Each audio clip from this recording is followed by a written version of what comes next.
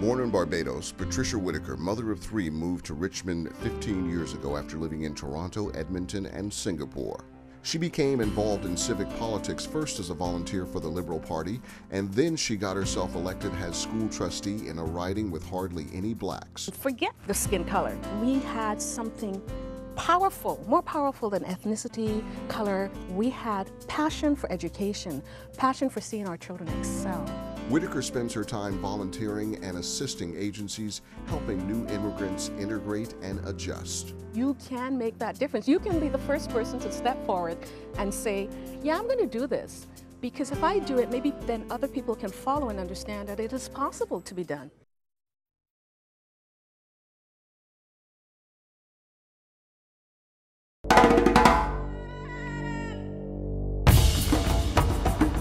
I did 6 years in a refugee camp in Zambia, and we found the resettlement to come to Vancouver. In 1996, a Canadian aid agency helped Paul Malunga, a refugee from tribal wars in the Republic of Congo, to settle in New Westminster near Vancouver.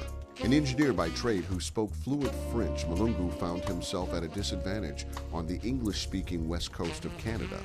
He enrolled in Vancouver's community college, studied English and computer skills, and went to work. When Paul Malunga realized many of the citizens' newcomers were facing similar problems, he decided to do something about it.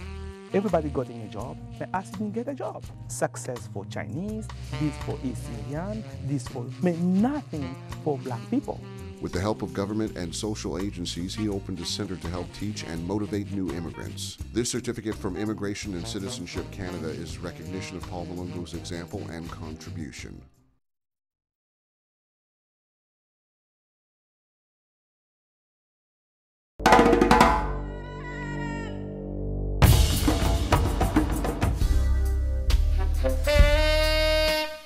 You've seen his creations year after year.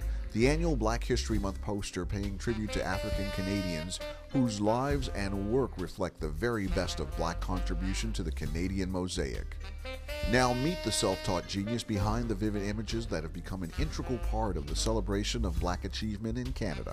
Robert Small once thought of becoming a lawyer, but his real passion is art. I started in 1995. I actually started soon after I left university. I had to pay my parents back the $500 that they gave me, so I thought of, well, how can I get my name out there? Small made a decision that would change his life forever. He designed a poster in celebration of black individuals who've excelled in their fields. The poster is now the symbol of Black History celebration, and this 40-year-old married father of two couldn't be more proud.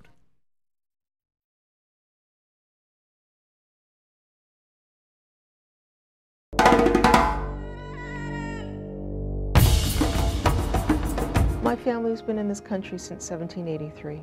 I was the only black kid in my neighborhood, one of very few black kids in a huge high school. Even though the textbooks rarely mention the black presence, Rosemary Sadler heard stories as a child, passed down in families from generation to generation. I felt so left out. I had a teacher by the time I was in grade 9 who was teaching that black people were inferior. Sadler decided to do something about it. She began her research as a volunteer with the Ontario Black History Society. Her first book, Leading the Way, Black Women in Canada, 3 more books followed, including her most recent, a children's book on black history. Rosemary Sadler is now the president of the Ontario Black History Society, currently involved in a campaign to raise money to build a museum and center for black studies.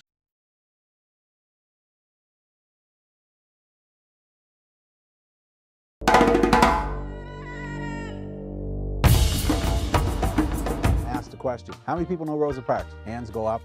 I say, how many people know Viola Desmond?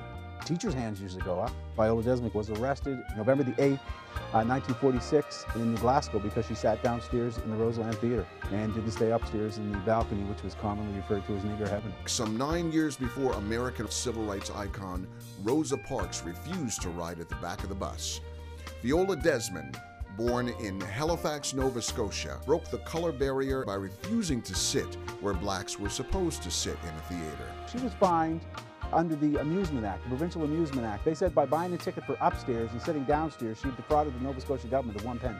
Her defiant act helped mobilize her fellow Black Nova Scotians to fight racist laws and start a Canadian civil rights movement to end segregation, once commonplace in Canada's eastern province, just like the American South.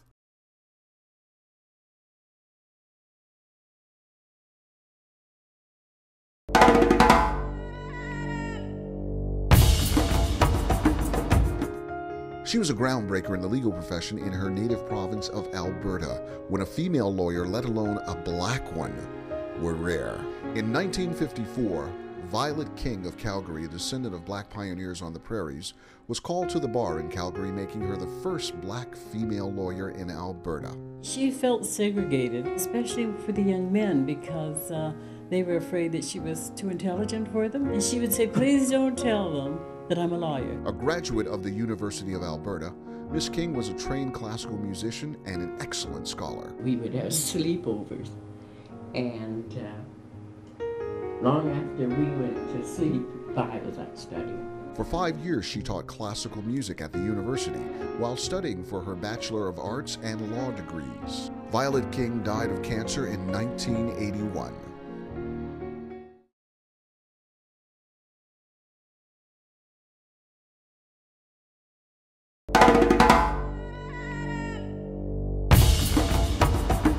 He won the Victoria Cross, the British Empire's highest award for bravery, in 1857. William Hall, a native of Nova Scotia, was the first black person and the third Canadian to receive such an honor. Hall was born in Somerville, Nova Scotia in 1825. He was a sailor serving with the American Navy before joining the Royal Navy in 1852. He distinguished himself during the Crimean War and the Indian Mutiny. It was his heroic role in the Indian Mutiny that won him the Victoria Cross. He was one of 2 soldiers left standing. On November 16, 1857, he single-handedly kept his cannon firing, enabling members of his regiment to advance under covering fire. A contemporary wrote, "He was always a man, remarkable for his steady conduct and his athletic frame. I've not seen his superior either as a swimmer or diver." William Hall died in Avonport, Nova Scotia in 1904.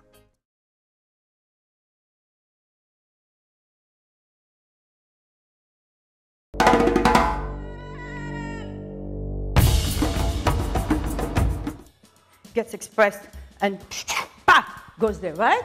She introduced African dance and philosophy to a place where it did not exist before, Montreal, a city she now calls home.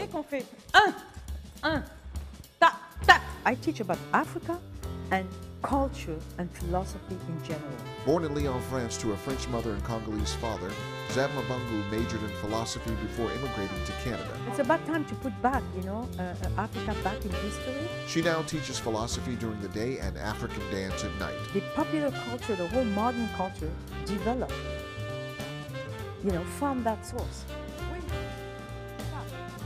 Mabungu is partially responsible for the popularity of African dance as an art form in Quebec. When we have to learn something and develop those young minds, they include also the continent of Africa.